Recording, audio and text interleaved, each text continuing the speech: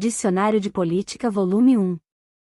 Este dicionário de política é destinado ao leitor não especialista, ao homem culto, aos estudantes de segundo grau e nível superior, e a todos os que leem revistas e jornais políticos, aos que ouvem conferências e discursos, aos que participam de comícios ou que assistem a debates na televisão, dirigidos por especialistas ou por políticos profissionais.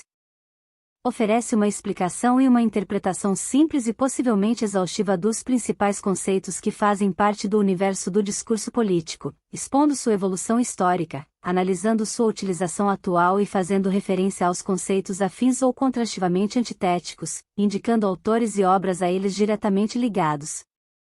São mais de 1.300 páginas, agrupadas em 2 volumes para facilitar sua consulta, através de verbetes, ordenados alfabeticamente e esquematizados de modo a informar, conceituar e debater os principais aspectos de cada problema versado.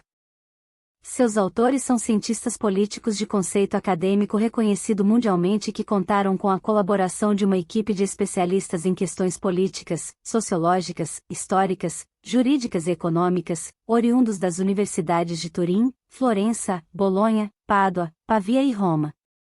Há também colaboradores de Bonn, Massachusetts Amherst e Ohio. Introdução.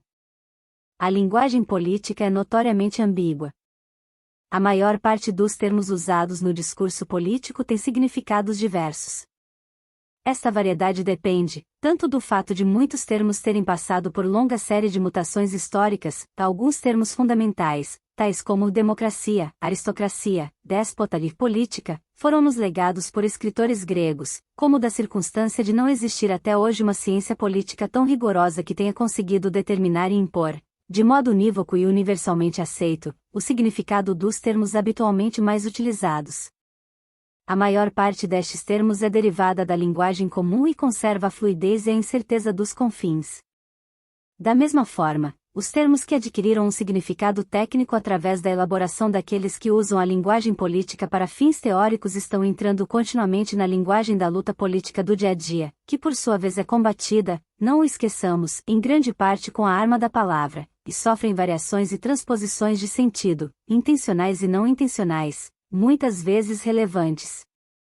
Na linguagem da luta política cotidiana, palavras que são técnicas desde a origem ou desde tempos imemoriais, como oligarquia, tirania, ditadura e democracia, são usadas como termos da linguagem comum e por isso de modo não unívoco. Palavras com sentido mais propriamente técnico, como são todos os ismos em que é rica a linguagem política, socialismo, comunismo, fascismo, peronismo, marxismo, leninismo, stalinismo, etc., indicam fenômenos históricos tão complexos e elaborações doutrinais tão controvertidas que não deixam de ser suscetíveis das mais diferentes interpretações. Pois bem, o escopo deste dicionário é o de oferecer a um leitor não especialista, ao homem culto e aos estudantes de segundo grau e nível superior, e a todos os que leem revistas e jornais políticos, aos que ouvem conferências e discursos, aos que participam de comícios ou que assistem a debates na televisão, dirigidos por especialistas ou por políticos profissionais, uma explicação e uma interpretação simples e possivelmente exaustiva dos principais conceitos que fazem parte do universo do discurso político, expondo sua evolução histórica, analisando sua utilização atual e fazendo referência aos conceitos afins ou contrastivamente antitéticos, indicando autores e obras a eles diretamente ligados. Como o universo da linguagem política não é um universo fechado e comunica com os universos contíguos, como são o da economia, da sociologia e do direito, haverá também neste dicionário palavras do vocabulário econômico, como capitalismo, ou sociológico, como classe, ou jurídico, como codificação. O leitor não deve procurar aqui, para esses termos, um tratamento completo como o que acharia em dicionários de economia, de sociologia ou de direito, pela simples razão de haver apenas o intuito de as incluir e de as tratar no que tange aos aspectos políticos mais específicos do conceito. No mais, diferentemente de outras ciências que têm uma tradição mais longa e uma autonomia reconhecida e respeitada, a ciência política, apesar de antiga, não alcançou ainda uma autonomia completa. Por esse motivo, tanto os sociólogos, como os juristas, os economistas e os historiadores sempre ofereceram a ela importantes contribuições. O leitor não deverá surpreender-se, por conseguinte, que para a redação de alguns verbetes deste dicionário tenham sido convidados, além de cientistas políticos propriamente ditos, também sociólogos, juristas, economistas e historiadores. É possível que a diferenciada proveniência dos autores de cada verbete repercuta numa certa desigualdade ou diferenciação de estilo e até de linguagem. Trata-se, porém, de um inconveniente inevitável no estado atual do desenvolvimento dos estudos políticos. Nenhum termo da linguagem política é ideologicamente neutro. Cada um deles pode ser usado como base na orientação política do usuário para gerar reações emocionais, para obter aprovação ou desaprovação de um certo comportamento, para provocar, enfim, consenso ou dissenso.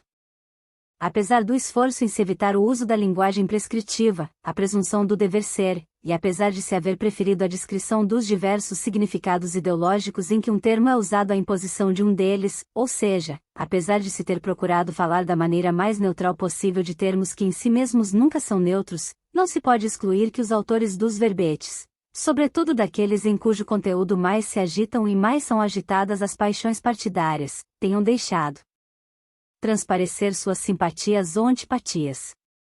A impassibilidade é uma virtude difícil. E quando é levada até suas extremas consequências do desapego ou da indiferença, não é nem sequer uma virtude. Como todos os dicionários, também este, que teve de enfrentar matéria acidentada e de contornos confusos, sem ter o respaldo de uma tradição consolidada de empresas análogas, não pode deixar de ter suas lacunas. A ausência de palavras da gíria política cotidiana é intencional. Algumas lacunas são aparentes, uma vez que, para não multiplicar inutilmente o número de verbetes, reuniram-se matérias afins dentro de um verbete idêntico. Para identificá-las, bastará que o leitor use o índice analítico.